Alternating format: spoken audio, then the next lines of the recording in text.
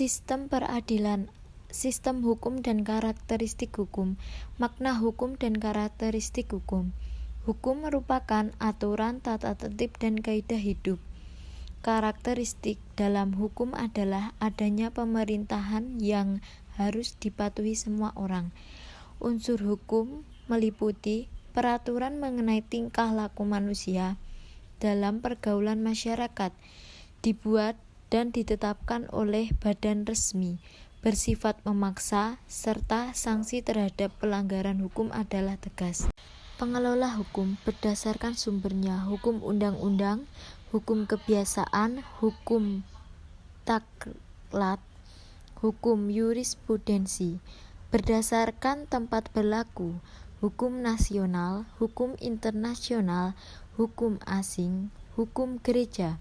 Berdasarkan bentuknya, hukum tertulis, hukum tidak tertulis. Berdasarkan waktu berlakunya, ius constitutum atau hukum positif, ius constitutum atau hukum negatif. Berdasarkan cara mempertahankannya, hukum material dan hukum formal. Berdasarkan sifatnya, hukum yang memaksa dan hukum yang mengatur.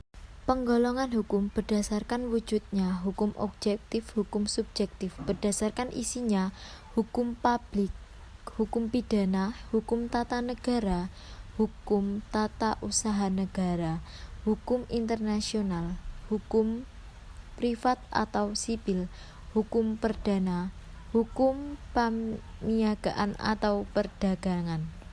Tujuan hukum. Tujuan ditetapkan hukum bagi suatu negara adalah untuk menegakkan kebenaran dan keadilan, mencegah tindakan sewenang-wenang, melindungi hak asasi manusia, menciptakan suasana yang tertib, aman, nyaman, tentram.